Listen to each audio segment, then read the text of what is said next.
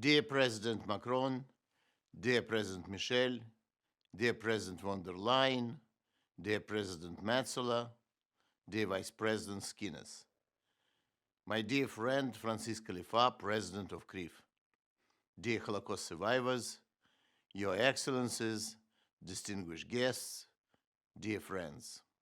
Thank you for joining us for this commemoration of the International Holocaust Remembrance Day.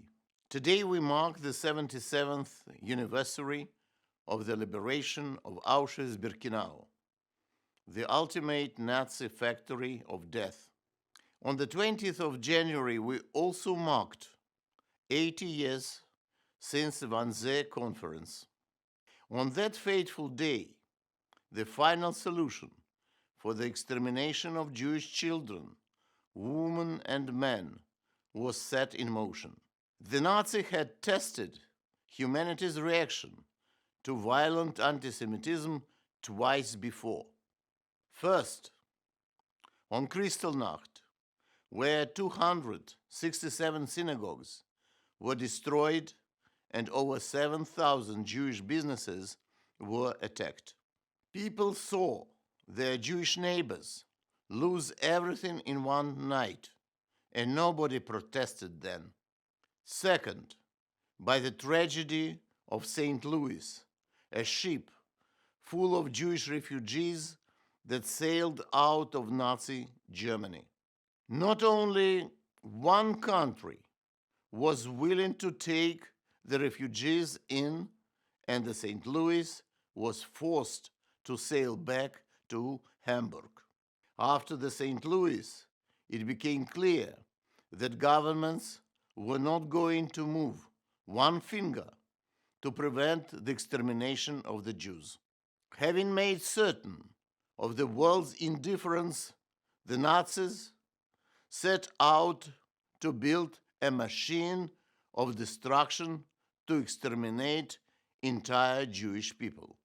Most of the participants of the Wannsee Conference, the perpetrators of history's most infamous crime, paid for their deeds.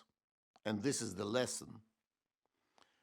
Adolf Eichmann was hanged for his crime, while Reinhard Heydrich was assassinated.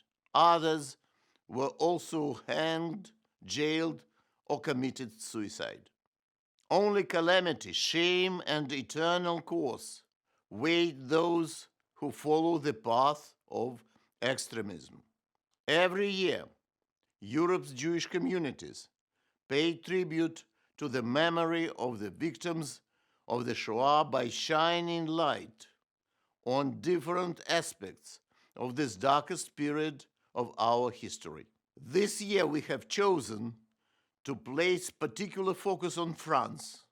About 75,000 Jews were deported from France to Nazi concentration camps and death camps, including 986 men and women and 324 children who were sent from Drancy to Auschwitz on Convoy 77, the last large convoy of Jewish deportees in July 1944. The Vichy authorities, their police and militias, brought French Jews to French camps to be sent for extermination later. At the same time, thanks to brave and heroic acts of many righteous French, almost 3/4 of French Jews survived the Holocaust. The liberators of France, de Gaulle, and the resistance were France, but Vichy was France too. This year, the French Republic is holding the presidency of the Council of the European Union. We are delighted that the French presidency is partnering with the European Jewish Congress for this very event.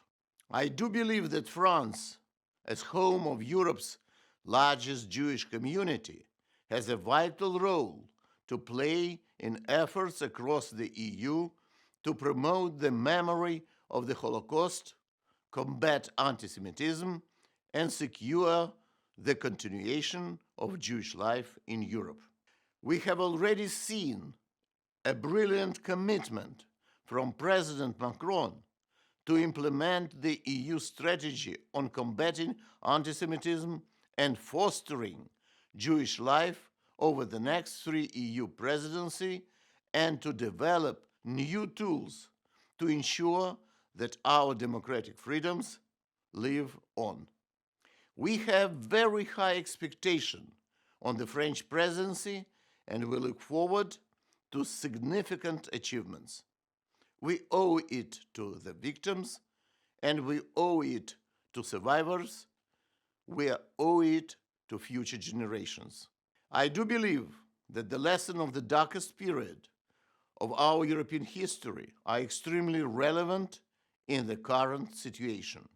The Holocaust didn't begin with extermination camps or Nazi camps going village by village, wiping out entire Jewish communities.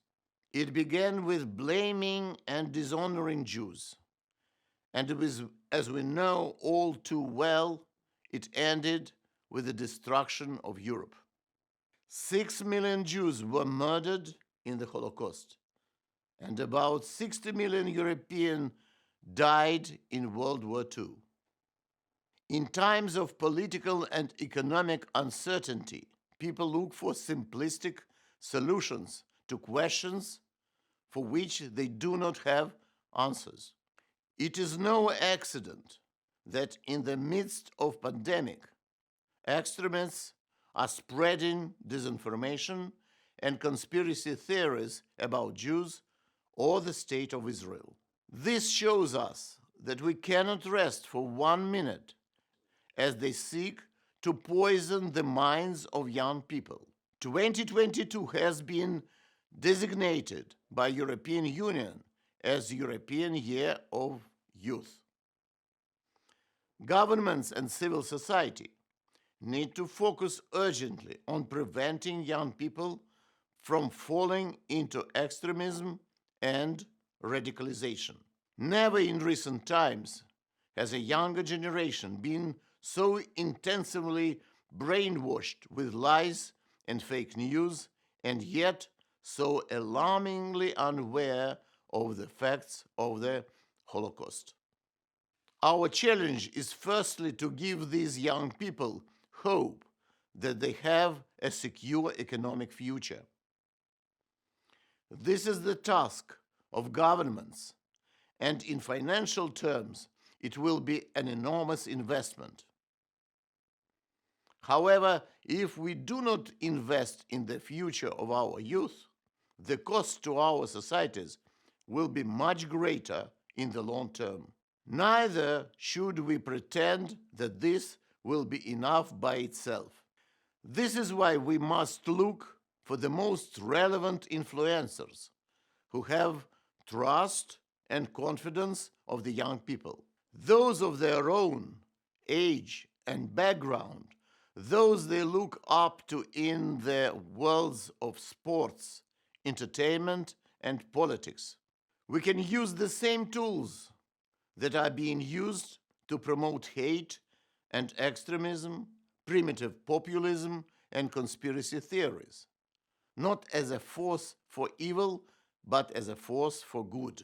We cannot win the fight against anti-Semitism without winning the fight against extremism in general. And I do thank all of you who are devoted to implementing this important mission. Thank you.